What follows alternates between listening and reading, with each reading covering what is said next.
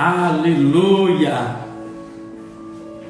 Glória a Deus, nós exaltamos o Senhor, Rei dos Reis e Senhor dos Senhores. Nós estamos aqui esperando você. Convide alguém ali. Comece aí, você que está no Instagram, clica na asa delta aí, indica para alguém, indica para um grupo. Vai compactando aí, vai publicando, vai compartilhando. Você que está no Facebook, abra aí a tua sala de vídeo, convide alguém, seja instrumento do Senhor. Estamos aqui para declarar as grandezas do Senhor, o soberano de Israel, o grande eu sou. Sejam todos muito bem-vindos nessa noite. Sejam todos muito bem-vindos diante da presença do Senhor. Fique à vontade, deixe Deus usá-los, deixe Deus pegar vocês. É um tempo específico, é um tempo novo. Deus ele se move de maneiras diferentes daquelas que nós estamos acostumados a se mover. Eu tenho dito que são dias para nós nos acostumarmos com aquilo que é diferente, nos acostumarmos com aquilo que ainda não vimos, ainda não ouvimos e nem ainda entrou no nosso coração. Nós vamos começar a nos acostumar com isso, porque isso é promessa do Senhor. Estamos aqui com o Eliakim, estamos aqui com o Ariel, eles estão aqui dando guarida aqui, estamos na intercessão, nas anotações, e saber que no Senhor somos muito mais do que vencedores. Amém, aleluia. Glória a Deus pela vida de cada um. Vai compartilhando aí. Vai aí, clica na asa delta. Você que está no Instagram, você que está no Facebook, abre a tua sala de vídeo. Nós já vamos começar.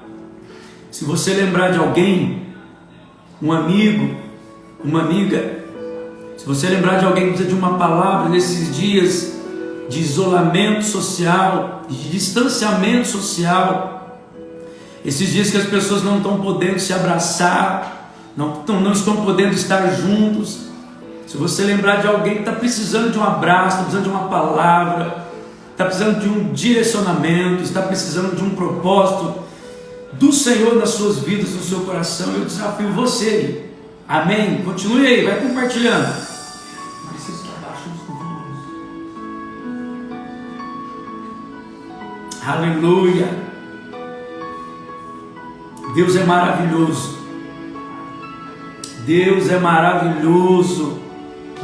São dias específicos, são dias de grandeza, são dias de alinhamento, são dias que o Senhor vai te pegar de surpresa, são dias que o Senhor vai abrir a porta do céu para você, são dias que o Senhor, para alguns Deus vai abrir a porta, para outros Deus vai ajustar. Você precisa discernir o tempo de Deus para você. Você precisa discernir a vontade do Senhor para você. Pode não ter chegado o seu tempo, mas você faz parte de um corpo. Fique tranquilo que se nós exaltarmos o cabeça, que é Cristo, todo o corpo será exaltado, todo o corpo será glorificado. Vamos lá, você no Instagram aí, convide alguém, chame alguém aí, clica no aviãozinho aí, na asa delta, você aí no Facebook. Vamos lá, por favor, em nome de Jesus Cristo. Eu quero dar alguns recados aqui, porque às vezes no final a gente sabe como vai começar e a gente nunca sabe como vai terminar, né? Na última terça-feira nós falamos de fé e atitude de fé, e nós vamos dar continuidade nisso. Deus está virando uma chave na ministração, no mesmo segmento, no mesmo sentido. Quero lembrar que você que é de Nova Mutum, em região, no estado do Mato Grosso, os ministérios, as igrejas estão proibidas de culto presencial. Nós estamos também sobre toque de recolher às 21 horas. Eu quero convidar você para essa próxima quinta-feira às 19h30. Nós teremos um pastor abençoado, vai trazer uma palavra voltada para a mesa, na mesa da comunhão. Quem pode, quem não pode se assentar na mesa, por que está sentado na mesa? Vai convidando aí, daqui a pouco Nós vamos dar o pontapé inicial e vamos para cima, vamos fluir no Espírito, vamos avançar no Espírito. Então quinta-feira não perca, às 19h30, nós estaremos numa live, uma palavra profética, às 19h30, esperamos por você, amém, queridos? No domingo, no final de semana, tem muita coisa para nós fazermos, tem muitos caminhos no Senhor, Ele é o caminho, a verdade e a vida. Existem muita coisa que nós precisamos discernir nele, e só tem uma maneira de nós discernirmos os caminhos, ou o caminho do Senhor, melhor dizendo para você, é estando nele, andando com ele. Não são dias de inventar moda, são dias de você ser balizador, são dias de você mergulhar no sobrenatural do Senhor, amém, aleluia.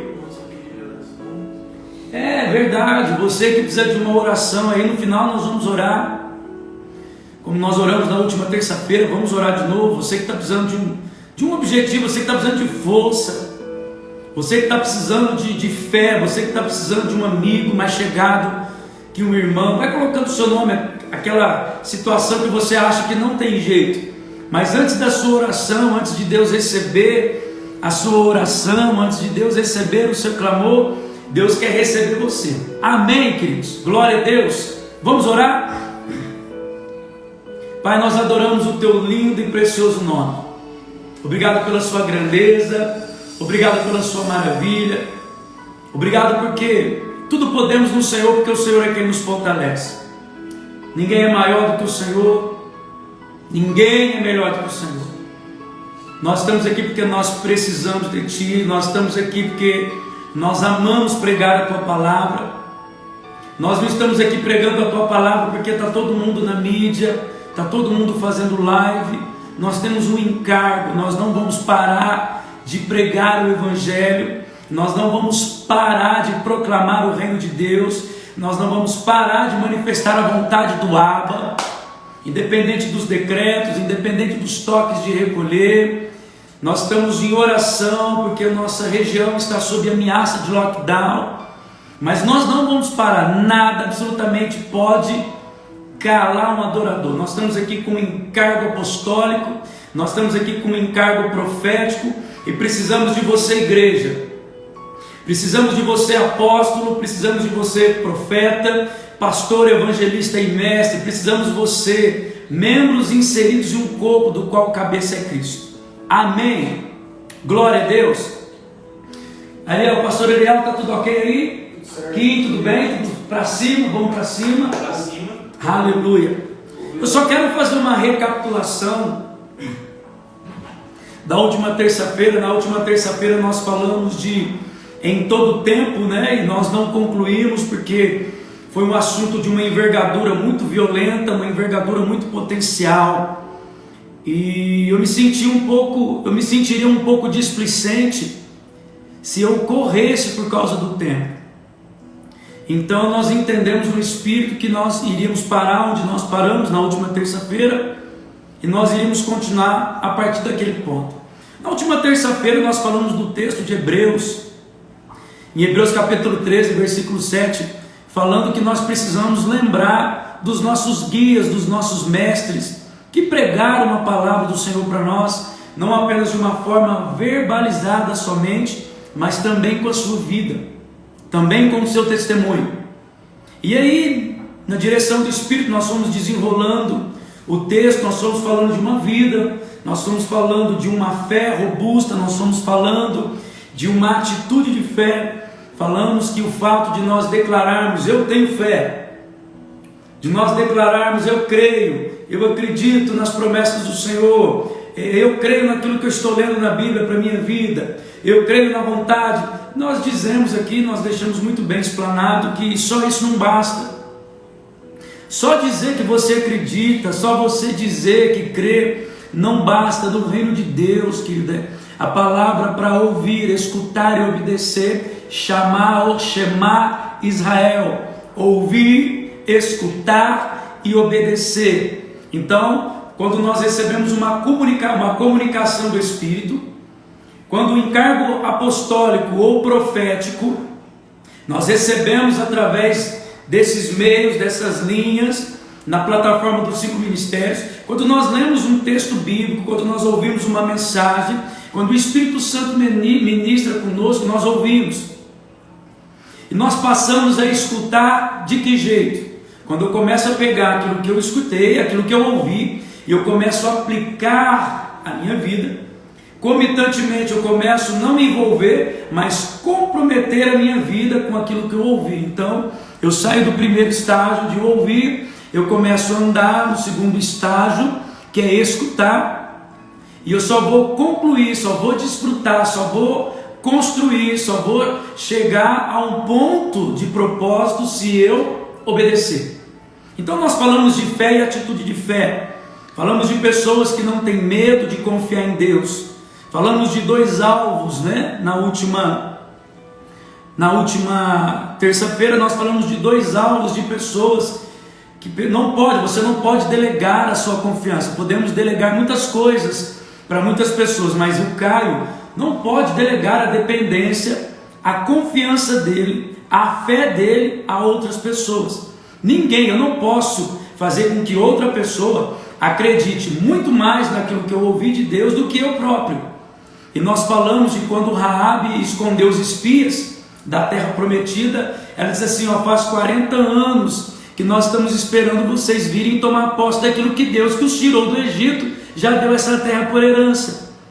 Então, em outras palavras, Raabe estava dizendo assim: nós estamos de mala pronta. Todos os dias nós dormimos esperando que a qualquer momento os israelitas, o povo que com mãos poderosas Deus tirou do cativeiro do Egito, viessem tomar posse da terra. Então, Raabe acreditou muito mais do que o próprio povo de Deus, que ouviu o direcionamento que Moisés havia recebido do Senhor. Então nós falamos de 2 alvos que envolvem, que comprometem a minha vida. Uma declaração de fé. Até o fim aqui? Vamos lá. Eu estou com a minha equipe de make aqui, de maquiagem. Hoje quiseram até passar pó de arroz em mim. Vai vendo. Agora o pessoal aqui, a equipe aqui, está pedindo para eu dar uma abotoada. Então nós falamos de 2 coisas assim, voltando, que envolve, que compromete uma vida de declaração de fé. Primeiro, o texto que eu usei foi de Provérbios 11, 27, que quem procura o bem alcança o favor, mas que quem corre atrás do mal, o mal vem sobre ele. E Isaías 54, 2 e 3, que quando você entende, quando você recebe algo de Deus, alarga o espaço da tua tenda, estende-se o todo da sua habitação e não impeças. Alonga as tuas cordas e firma bem as tuas estacas, porque transbordarás para a direita e para a esquerda, e a tua posteridade possuirá as nações, e fará que se povoe as cidades assoladas. Ou seja, aquilo que você ouviu, aquilo que você recebeu, não é só para você. Vou repetir: aquilo que você discerniu no Espírito, aquilo que você ouviu no Espírito, não vai morrer com você, não é só com você. Então está dizendo assim: aquilo que Deus está te dando, aquilo que o Espírito está falando, alarga, estende as estacas, alarga as tendas, porque você e a tua posteridade vão receber. Em outras palavras, o texto está dizendo assim: prepara o lugar para que mais pessoas se acheguem, prepara o lugar para que mais pessoas recebam. Então nós temos às vezes nós ouvimos uma palavra, às vezes nós ouvimos um direcionamento do Senhor e nós temos medo de preparar o lugar. Quando Jesus estava sendo assunto aos céus, ele disse assim: eu vou para o Pai, eu vou preparar lugar, porque na casa do meu Pai tem muitas moradas. Em outras palavras, Yeshua estava dizendo assim: tudo que eu fiz, tudo que eu venci, tudo que eu conquistei, o caminho que se abriu, o véu que se rasgou, eu preciso agora dar continuidade. Eu preciso preparar lugar, para que quando vocês forem, porque para onde eu vou e aonde eu estou, estejam também vós outros. Então nós estamos falando de fé, de atitude, que você, quando tem uma atitude de fé, você não pode ter medo de falhar, principalmente quando Deus disse que não tem como dar errado. E aí eu estou aqui só dando uma abreviada, falei também em Mateus 25, para você que está acessando hoje, não se perder naquilo que nós vamos dar continuidade, que a palavra infiel no capítulo 25 de Mateus significa aquele que não tem coragem de assumir riscos. A vida com Deus é certeza, mas as escolhas, as atitudes que nós tomamos, elas nos colocam às vezes em situações de risco. E eu comecei a falar de maneiras para você eliminar o medo do risco. Porque para mim o conceito de fracasso, para mim não é você não atingir, é você não fazer. O que eu entendo por fracasso? Eu não alcancei, eu não conquistei. Não, você vai, levanta pelo Espírito Santo no nome do Senhor, levanta e tenta de novo. Fracasso para mim é quando você não faz. Você recebe um direcionamento, você tem uma revelação do Senhor, você recebe uma palavra, uma diretiva, você tem uma experiência com o Espírito Santo e por medo de dar errado você não faz. Isso para mim é fracasso. Você fazer e não dar certo aos seus olhos, isso para mim não é fracasso. E aí vamos acelerar um pouquinho aqui. Falei sobre a diferença de vencedores e perdedores, mas eu quero me ater nisso daqui que eu vou falar agora. A diferença entre vencedores e perdedores é a sua atitude de fé e de entusiasmo. Eu não devo esperar que Deus me use. Nós não podemos parar e esperar que Deus te use. Eu recebo uma palavra, o Espírito Santo fala, o Espírito Santo ministra, eu recebo uma diretiva, eu recebo um endereço de um chamado, um endereço de um propósito, assim como Ananias, antes dele orar pelo apóstolo Paulo, ele estava clamando: me usa minha vida, toma minha casa, toma minha família, faz o que o Senhor quiser de mim. E Deus pega e fala com Ananias: você já ouviu falar de Saulo de Tarso? Ele está na rua tal, na casa tal, vai lá e ora por ele. E Ananias fala assim para Deus: o Senhor sabe quem ele é? Ele tem arrastado, matado, destruído, tem virado Satanás esse homem aí. E de repente Deus fala assim para Ananias: vai lá, porque eu vou mostrar para ele. Ele vai sentir na pele, ele vai viver o quanto importa sofrer por amor ao meu nome. Quando Deus fala para Ananias assim: vai lá, porque ele vai viver, ele vai sentir na pele o que é sofrer pelo meu nome. Então Ananias levanta e vai e cumpre. Mas até aquele momento Ananias estava orando para que Deus usasse. Ananias estava alinhando o seu coração com o Pai. A perseguição havia acontecido, a igreja se dispersou, e ali começou uma perseguição após o mártir de Estevão. Muitas coisas aconteceram ali naquele momento. Na minha imaginação santificada, eu entendo que Ananias estava pedindo um direcionamento, como talvez você agora aí está pedindo um direcionamento. Como talvez agora você está falando assim: Deus me usa, eu quero ser um instrumento de paz, eu quero ser um instrumento de justiça, eu quero cumprir a tua obra, eu quero cumprir o teu propósito, porque o Senhor fez alguma coisa pela minha vida. Isso é gratidão, quando você entende a redenção, quando você entende a graça, quando você entende o propósito de vida, quando você nasce de novo da água e do Espírito como uma criança, você não consegue mais parar, você não consegue mais estacionar. A palavra retroceder, ela não encaixa mais na sua vida, ela não encaixa mais no seu vocabulário. Então isso é gratidão, quando você tem uma experiência, quando você tem um impacto, assim como o profeta Isaías teve um impacto, ele viu o trono da glória, ele viu um trono de graça, e o profeta Isaías, ele transcendeu tudo aquilo que ele tinha entendido. Antes dele ter essa experiência, ele apontava os outros: ai de ti que faz isso, ai de ti que vive assim, ai de ti que engana o seu irmão, ai de ti. Só que o dia que ele teve o encontro, o dia que ele foi impactado pela glória do Senhor, aquela experiência fez com que o profeta Isaías parasse de olhar para fora, parasse de olhar para os outros, parasse de ser radical com os outros. E então naquele momento, depois daquela experiência, o profeta Isaías olha para dentro dele. Ele parou de ser tolerante consigo e se tornou mais radical. Então eu estou falando de experiências no Espírito. Eu estou falando de um lugar que Deus quer te levar. Eu estou te falando de um ambiente onde o mal não te ache. Eu estou falando de um ambiente, de um lugar em Deus que não cabe mais ninguém, só cabe você e Ele. E Deus, Ele usa a ferramenta, Ele usa a estratégia, Ele usa o privilégio da fé. Mas não uma fé que você só ore, não uma fé que você só pregue, não uma fé que você só abre portas, que você abre porteiras para os outros entrarem, não uma fé que você vai preparar o caminho, mas uma fé que você vai se jogar, uma fé que você vai mergulhar. Porque eu tenho entendido no meu espírito que uma vida de fé é uma vida de gratidão. E uma vida de gratidão, no meu entendimento, é uma vida de renúncia, é uma vida de entrega. É uma vida que você não vive mais a sua vida, você quer viver a dele. Você pega todos os seus sonhos, coloca em um pacote, põe de lado, e você entende que você recebeu um presente do Senhor, e você abre aquele pacote, você quer viver o que o Senhor escreveu para você viver, e a tua vida não importa mais. Porque a palavra do Senhor diz assim, que Ele morreu a minha morte, para que eu possa viver a vida dEle. Eu não estou falando de você se tornar um mártir.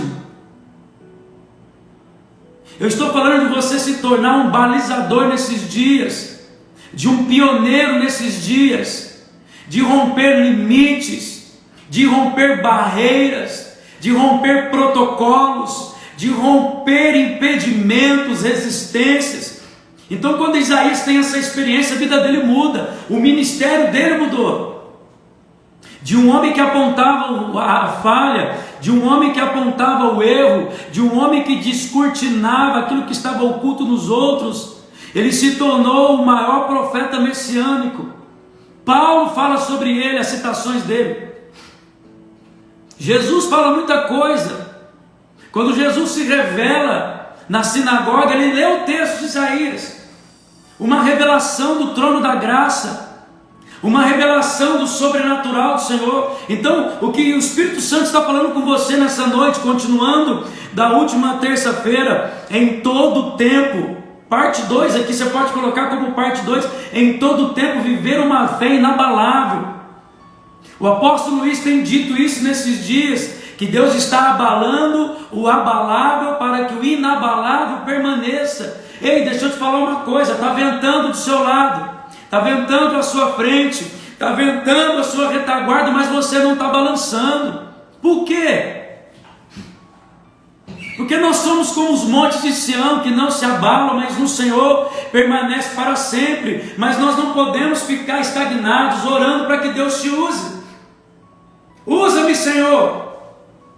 Às vezes algumas pessoas associam a ser usados por Deus quando o pastor entrega o microfone na mão dele, quando o pastor presidente dá uma oportunidade de mensagem, quando coloca você na frente de um ministério, quando unge você, te ordena como um oficial da igreja, um diácono, um obreiro, um pastor. Não, isso não é ser usado, isso é o reconhecimento daquilo que você já vive, de uma vida que você já manifesta na presença.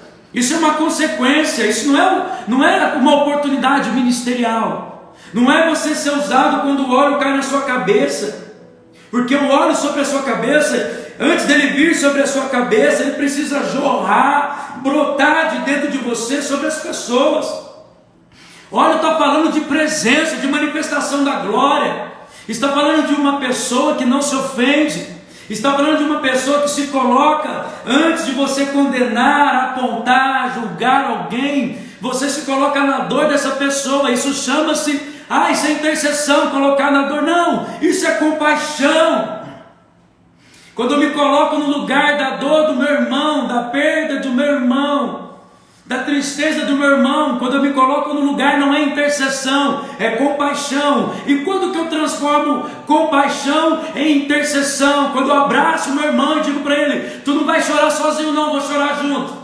Tu não vai sofrer sozinha não, vou sofrer junto. Você não está só, eu vou cantar. Assim como o Senhor nos toma pela mão, eu quero te ajudar, eu quero te levantar. Ei, eu profetizo sobre a tua vida que nesses dias Deus está derramando uma unção para que você levante o caído. Isso é uma fé diferenciada. Ananias estava orando e Deus fala para ele: tu está orando. Então eu tenho um ministério para você. Eu te faço uma observação. Tu está orando para ser usado, então eu tenho um ministério para você. Qual o ministério que o Senhor tem para mim, pastor? Que Deus te leve aonde você não queira ir.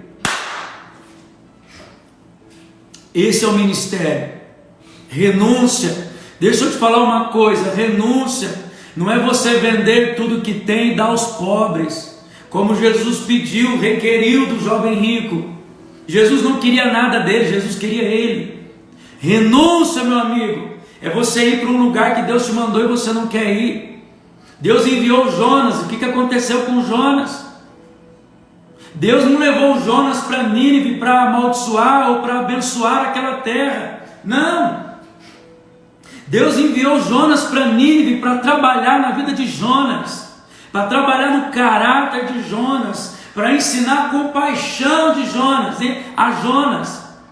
Então, para que Deus te ensine algumas coisas, para que Deus me ensine algumas coisas, é necessário Deus me levar em alguns lugares que eu não queira ir, para me ensinar compaixão, para eu me colocar na dor do meu irmão. Então eu transformo a dor do meu irmão, pela compaixão, eu transformo em intercessão.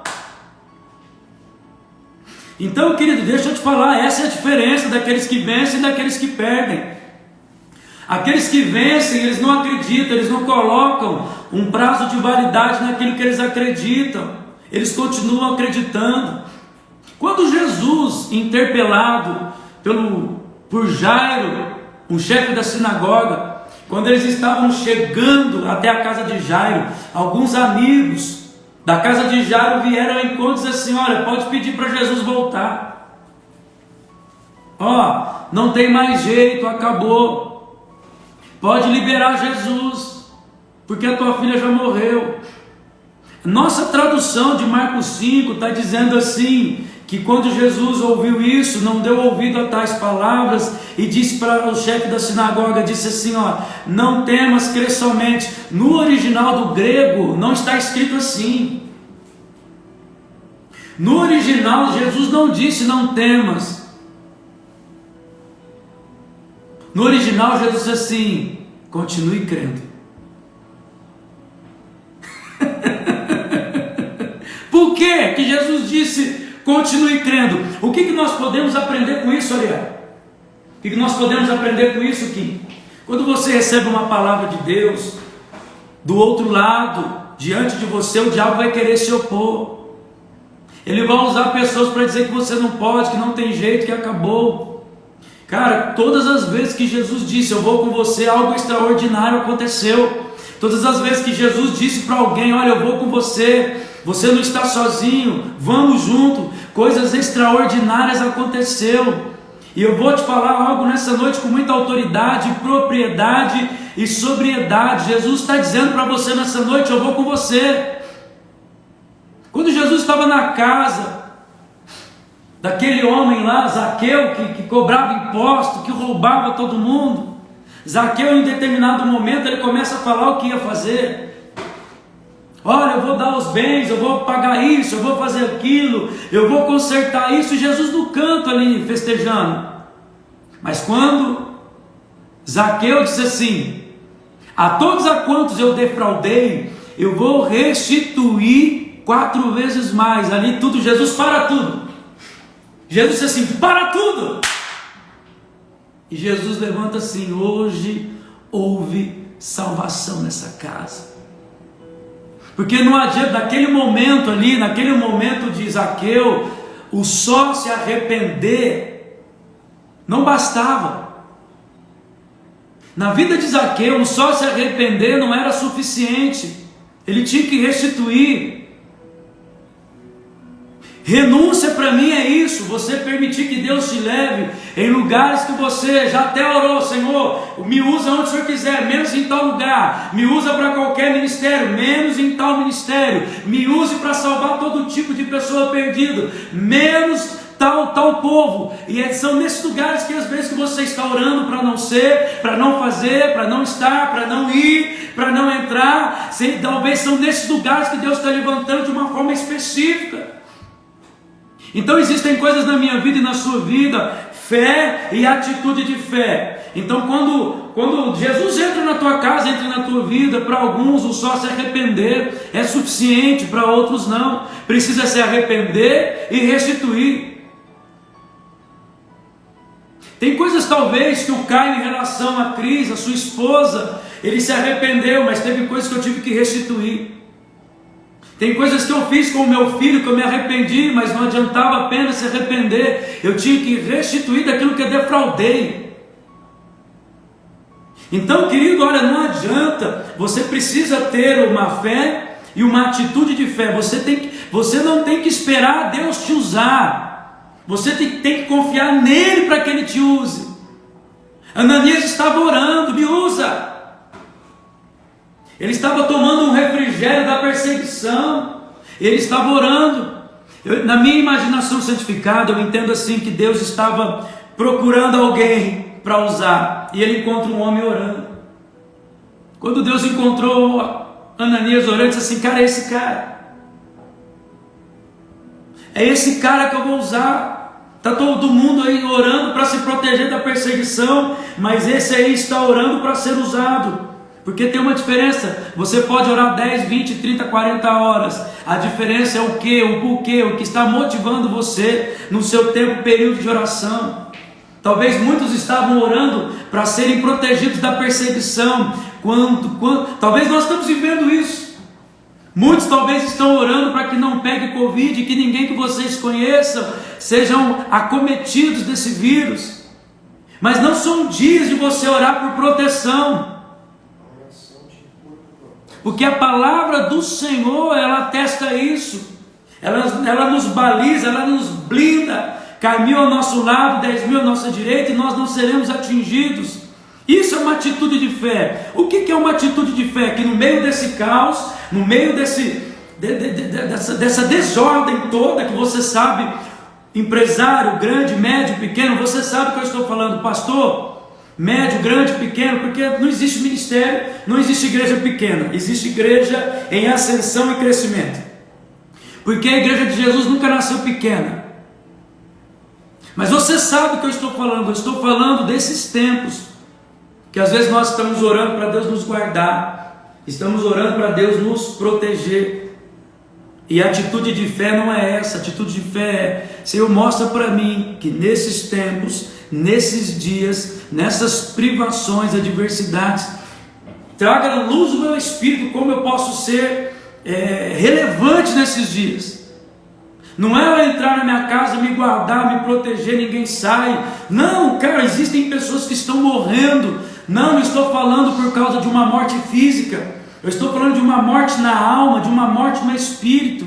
Então eu e você, nós não temos que orar, esperar para que Deus me use, mas confiar nele para que você seja usado por ele. Nunca deixe uma situação impossível intimidar você. E nós terminamos a última terça-feira falando sobre: eu prometo nunca desistir por falta de ajuda. Quem nos acompanhou na última terça-feira, nós fizemos essa aliança no Espírito: eu nunca vou desistir por falta de ajuda. Por quê? Se eu estou dizendo que eu nunca vou desistir por causa de ajuda, e eu estou clamando por ajuda, a ajuda vai vir. Se aquilo que eu estou andando, se o lugar que eu estou pisando, se a voz que eu estou ouvindo é de Deus, então eu terei a ajuda de Deus, do jeito de Deus. Então eu tenho que me aliançar com o Senhor. Isso é uma atitude de fé, não é uma declaração de fé. Declaração de fé: eu nunca vou desistir por falta de ajuda.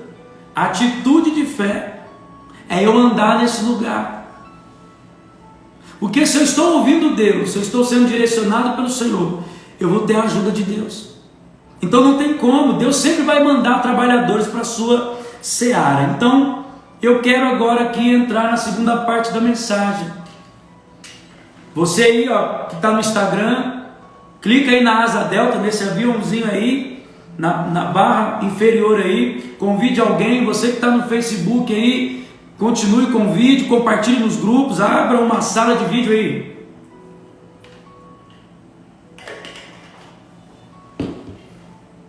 Bom, Provérbios 24:16, se você puder abrir aí. Eu estou falando com nessa noite eu estou falando com homens e mulheres que estão orando, esperando Deus usar. O cenário é propício para isso. Você que está aí clicando, você que vai assistir posteriormente, essa palavra é para mim, essa palavra é para você. Agora Provérbios 24:16 diz assim, olha, a pessoa honesta, ela pode cair muitas vezes, que sempre se levantará de novo. O desonesto, quando ele cai, não quer se levantar mais. E o Provérbios 24:16, melhor dizendo, diz assim, porque 7 vezes cairá o justo e se levantará, mas os perversos são derribados à calamidade. Agora segura aí. Presta atenção o que eu vou te dizer agora. Isso pode ser um balizador para a tua vida. E o que eu estou falando aqui não é acerca de religião, de igreja, para crente, não. Eu estou falando em tudo que compõe a tua vida. Eu estou estabelecendo, estou falando coisas aqui que são princípios. São princípios para a sua vida, são princípios para a sua casa, são princípios para a sua família, para a sua empresa, para as suas finanças, para os seus sonhos e projetos, para tudo aquilo que Deus sonhou com você. Porque eu quero deixar ressaltado aqui, ó, como é que humildade e grandes alvos caminham juntos. Parece antagônico, mas não é. Como que a humildade e grandes alvos caminham juntos? Peraí, humildade e grandes alvos. Como que humildade e grandes alvos caminham juntos? Quando que eu sei que uma pessoa é humilde? É quando ela não tem dinheiro? Não. Quando que eu sei que uma pessoa é humilde? Quando ela está padecendo necessidade? Não. Uma pessoa humilde é quando ela reconhece quem ela é. Humildade é reconhecimento de quem ela é. Não é uma minoria de se diminuir. Existem coisas que se alguém falar assim, pastor, o senhor faz isso? Faço, e muito bem, isso não é soberba. Porque eu estou reconhecendo uma habilidade ou um dom inato ou adquirido com o passar do tempo pela experiência. Eu sou bom nisso, eu faço isso com excelência. Isso é humildade. Agora eu só posso dizer que uma pessoa é humilde quando ela aprendeu, ou quando ela está aprendendo, ou quando ela passou pelo processo da humilhação. Então eu disse aqui agora, como é que humildade e grandes alvos caminham juntos? Primeiro, anota aí. Está anotando aí, Ariel? Está anotando aí, Kim? Está dando uma mão aí nos irmãos que estão online? Preste bem atenção. Estou comentando aqui. Talvez você vai falar assim, olha, o Espírito Santo está usando o pastor Caio. É exatamente isso que está acontecendo na minha vida. Não, eu não estou revelando nada, eu estou trazendo aqui uma liberação de decretos, de princípios para a sua vida. Amém? Primeiro, como que humildade e grandes alvos caminham juntos? Primeiro, você será criticado injustamente por outras pessoas. Já foi injustiçado aí? Criticado por outras pessoas injustamente, Ariel? Kim. Segundo, anota aí. Eu estou falando de como é que humildade e grandes alvos caminham juntos. Segundo, você terá problemas tão grandes que só serão resolvidos na oração. Por quê? Peraí, pastor, o senhor está falando de humildade e grandes alvos, mas que eu terei problemas tão grandes que só será resolvido na oração? É exatamente isso que eu estou dizendo. Tem coisas que você não vai saber o que fazer, como resolver, de que maneira administrar. Que aí entra a humildade no quesito dependência de Deus. Você entrar em um lugar em Deus, para você dizer para Ele assim, Senhor, é novo para mim, eu não sei o que fazer com isso.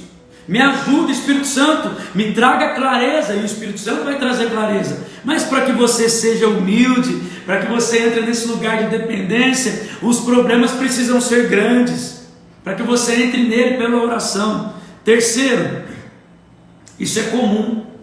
Você vai cometer erros bobos, eu não sei você, mas já aconteceu de eu pensar assim, olha, eu não acredito que eu fiz isso. Eu não acredito que eu dei essa vacilada. Primeiro, você vai ser criticado injustamente. Segundo, você terá problema tão grande que só vai ser resolvido pela oração. E terceiro, você vai continuar, você pode ainda, é fato que vamos cometer erros bobos. Por quê? Porque você nunca vai deixar de ser humano. Quando Deus fala para Paulo assim, que o meu poder se aperfeiçoa na sua fraqueza, as pessoas estão dizendo assim que Paulo tinha uma crise. Algumas pessoas quiseram dar nome para a fraqueza do apóstolo Paulo. Mas quando Deus estava dizendo assim, olha, o meu poder se aperfeiçoa na sua fraqueza, Deus estava dizendo assim para o apóstolo Paulo, Paulo, eu compreendo, eu entendo. Jesus estava dizendo assim, eu compreendo, eu entendo a sua fraqueza. Jesus estava falando da humanidade, porque Jesus se fez homem.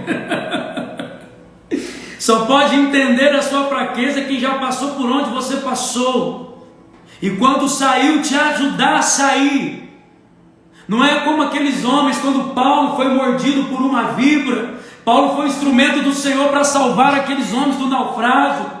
Aqueles homens só não morreram por causa da presença de Deus, por causa do propósito de Deus na vida de Paulo. Mas quando Paulo foi mordido por uma víbora, aqueles homens que foram salvos pelo apóstolo ficaram de longe olhando, olha, essa víbora é venenosa, esse é um grande pecador. Paulo tinha sido instrumento há poucas horas de salvá-los. Mas quando viram que ele foi mordido por uma víbora, eles pararam e disseram assim, ó, é uma víbora mortal, ele deve ser um grande pecador, ele deve ser odiado pelos deuses. Fica esperando, um acotovelava ao outro e dizia assim, olha, fica esperando, o veneno vai começar a fazer efeito. Quando eu passo por uma situação e eu aprendo com ela, e quando eu vejo um jovem ou um homem velho imaturo, sem experiência, errar, mas eu tenho experiência. Eu não posso esperar o veneno fazer efeito na vida de uma pessoa, porque ela teve sucesso em uma área que eu só tive fracasso. Cara, você tem que ter alegria em pessoas, nos seus filhos, nos seus amigos, em líderes, em outros irmãos, que em uma área na sua vida você foi açoitado pelo fracasso, açoitada pelo fracasso, mas eles obtiveram êxito. Eles tiveram sucesso naquilo que você teve fracasso, e você vai ter sucesso em uma área em que outros fracassaram. É assim que se move o corpo de Cristo, se alegra com a alegria do outro, se condói com a dor do outro. É compaixão e intercessão, compaixão sendo transformada em intercessão.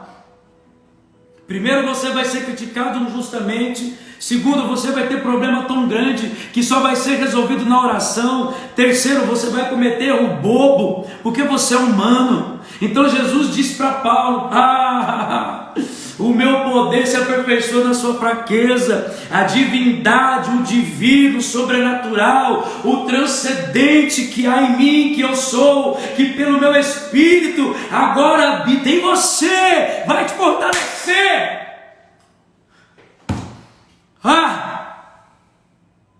Quando Jesus estava falando assim, a sua fraqueza, é porque Paulo estava aqui. O que eu vou fazer agora? Quarto, anote aí.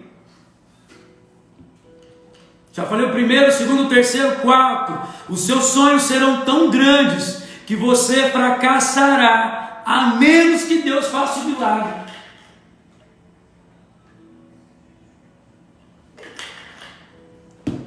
Os seus sonhos são grandes, seus planos, seus projetos são grandes. O profeta Isaías diz assim, que os sonhos, os planos e o caminho do Senhor são maiores e melhores e mais altos que os meus, que os seus. Quarto princípio que eu estou estabelecendo aqui: os seus sonhos serão tão grandes que você fracassará, a menos que Deus faça um milagre. Quantos milagres eu tenho vivido na minha vida, no meu ministério, naquilo que tange a minha vida. Agora, quando que Deus conhece que eu sou ou não humilde? Deus sabe. Assim como eu tenho que ter atitude de fé, comitantemente eu preciso ter atitude de humildade. Isso nunca aconteceu com o Ariel, isso nunca aconteceu com o Kim, isso nunca aconteceu com você. Olha aqui, quinto, anota aí, princípios. Outros tomarão crédito no seu lugar pelo seu trabalho. Outros tomarão crédito por seu trabalho no teu lugar. Se o sonho vem de Deus, será maior que a capacidade humana de realizar. As pessoas que caminham comigo, muitos creem, muitos acreditam e outros não. Mas eu sei quem eu ouvi.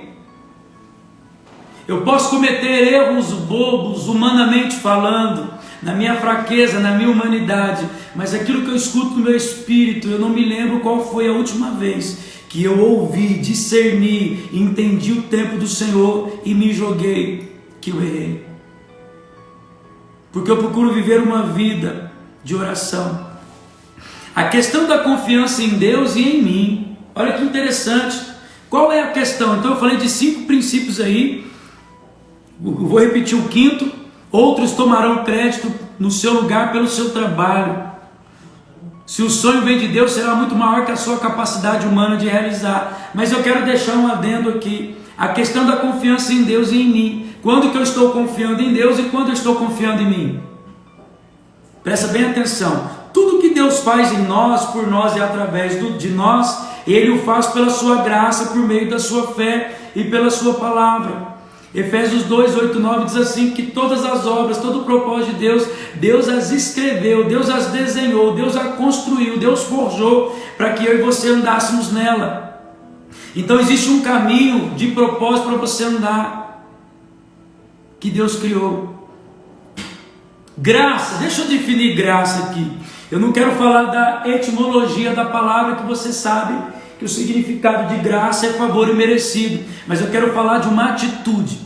É Deus escolhendo e usando você. Graça é uma atitude de Deus. Não ela transcende um favor imerecido. Graça é um favor imerecido. Eu não mereço, você não merece, mas Ele fez. Agora, a atitude de Deus em relação à graça, a minha vida e a sua vida, é Deus escolhendo e usando você. E fé? Fé, o que você está esperando que Deus faça no seu ministério. Graça, Deus escolhendo e usando você. E fé é você esperar o tempo de Deus, daquilo que Ele vai fazer através do seu ministério. A única coisa sobre a qual nós temos controle total, vou repetir, você tem um controle total de quê? É a decisão de quanto você confia em Deus. Isso não depende de Deus. Não é Deus que gera em você o quanto você escolhe de confiar nele. É você. Quer um exemplo? Quando Elias chama Eliseu, Elias pega a capa, passa sobre Eliseu, vira para trás e diz assim: você compreendeu o que eu te fiz? Ele: sim. Como que ele compreendeu? Porque alguém falou com ele. Quem falou com ele? Deus. Olha, eu estou te chamando hoje. Eu estou te escolhendo agora. Quando Deus pega o profeta Elias para chamar o profeta Eliseu, aquela atitude, eu não quero esmiuçar essa atitude, precisaríamos de uma outra live. Quem sabe a gente pode falar sobre isso na próxima terça. Vamos continuar orando para que Deus nos conduza. Quando o profeta passa a capa em Eliseu, Eliseu entendeu que foi chamado, mas quem decidiu corresponder ao chamado foi o profeta. Ele escolheu confiar de acordo com a envergadura que ele foi escolhido. Então é você que vai escolher, a decisão é sua, o quanto você decide confiar em Deus. Ninguém decide por mim o quanto confiar em Deus. Ninguém decide pelo Ariel, ninguém decide pelo Kim, ninguém decide por você. Quem decide o quanto você deve confiar em Deus é você. Não é o apóstolo Caio, o apóstolo Luiz Hermínio, não é o Ministério Mevan, Batista, Assembleia. Não, é você. A salvação, ela é individual e opcional. O chamado é específico. O Espírito Santo veio sobre você e está em você, mas é você que escolhe o quanto confia nele. Por quê? Porque existe sempre uma força contrária, e essa força contrária é o inferno. O inferno, cara.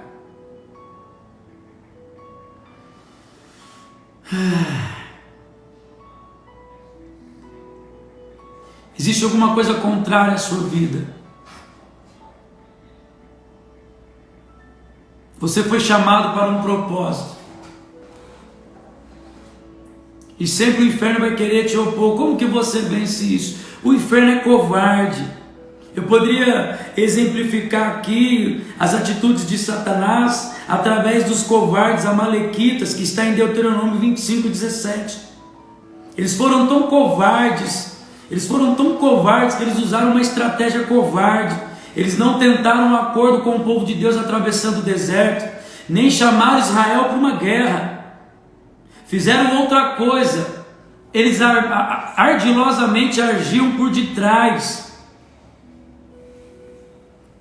Cara, é bem interessante essas coisas que aconteceram. Olha o que diz aqui. Abra comigo, por favor, aí.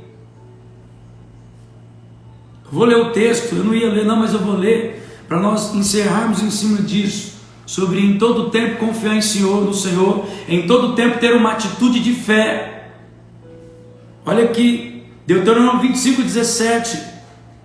Lembra-se dos amalequitas, que eles fizeram no caminho quando vocês saíram do Egito, quando vocês estavam cansados e exaustos. Eles se encontraram com vocês no caminho e eliminaram todos os que ficam para trás. O que deixa as pessoas para trás é a falta de atitude de fé, é o desânimo, é o cansaço, é a preguiça. Eles não tiveram temor de Deus. Verso 19: quando o Senhor seu Deus der a vocês o descanso de todos os inimigos ao seu redor na terra que lhes dá, para que vocês venham tomar posse e herança, vocês farão que os amalequitas sejam esquecidos debaixo do céu. Não se esqueça. Por que Deus queria exterminar os amalequitas? Porque Deus sabia que lá na frente Saul ia ter uma atitude covarde. Saul, Deus mandou matar os gibeonitas, são descendentes dos amalequitas, dos agagitas, é tudo um embaraço aí, porque Deus sabia que no livro de Esther ia levantar um homem chamado Amã, que queria exterminar o povo de Deus, é toda essa descendência. Então Deus está dizendo: os covardes vai esperar o momento para te derrubar. O diabo usa os covardes para derrubar aqueles que estão ouvindo a Deus. Então Deus chama, por intermédio de Moisés, Deus chama um jovem chamado Oséias, que mais para frente seria conhecido como Josué, que foi instrumento do Senhor para transformar uma nação de ex-escravos no primeiro grande exército do Senhor. Transformar enxada, rastelo, foice em instrumento, em ferramenta, em arma de guerra. Então ele teve que passar por esses processos. Ele foi levantado com um propósito eterno. A questão não foi ele ser levantado. Eu quero aproveitar esses últimos minutos aqui da nossa live. Falta quantos minutos mais ou menos? 10, 15? Eu quero aproveitar os últimos minutos, eu quero declarar isso sobre a tua vida. Eu estou falando que você tem que escolher, é você que escolhe o quanto você vai confiar em Deus. É você que escolhe. Eu falei de uma fé, de uma atitude de fé, e agora eu estou falando que o que está em um controle total na sua vida, o que você tem um controle total de definir, de discernir, é o quanto você escolhe confiar em Deus. Por isso a palavra do Senhor diz assim, que muitos são chamados e poucos são os escolhidos. Que escolhidos são esses? São melhores, mais ungidos, os preferidos? Não! São pessoas que escolheram em uma totalidade transcender, em confiar no Senhor imensuravelmente. Nascer de novo como uma criança, pureza e inocência, acreditar em tudo e andar em tudo que Deus está falando. Eu estou falando, querido, Deus levanta um jovem por nome Oséias, que mais para frente seria conhecido como Josué. Ele é chamado, ele foi escolhido para ser um general do exército, para transformar um povo, ex-escravos, gerações cativas, mais de 10 gerações cativas no poder do Egito. Ele foi escolhido para transformar aqueles ex-cativos, ex-escravos em um exército. Ele foi escolhido, mas ele escolheu topar o desafio. Você foi escolhido. Sabe por que às vezes a pessoa não alcança? Sabe por que às vezes você não alcança? Sabe por que às vezes eu não alcanço? Porque eu não topo o desafio.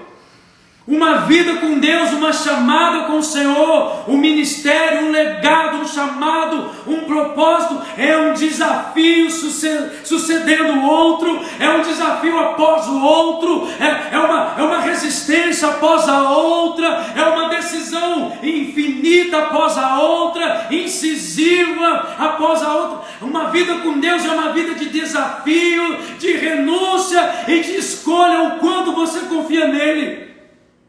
Uma vida com Deus é diferente. Os amalequitas descenderam de Esaú.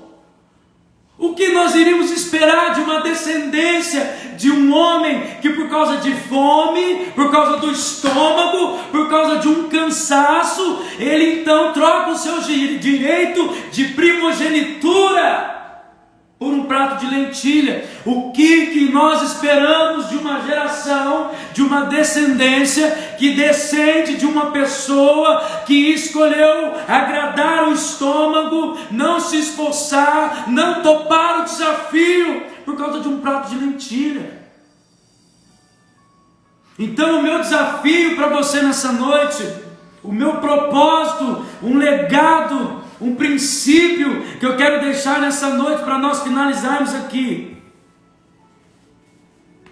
Você precisa decidir agora o quanto você decide, o quanto você escolhe confiar no Senhor. Isso está nas suas mãos e tem um nome bonito para isso, chama livre-arbítrio. Olha que nome bonito para aquilo que Deus coloca na tua mão. Deus te dá o controle total de você escolher, de você decidir o quanto confia nele. Está na tua mão. Oséias foi chamado e Josué topa o desafio.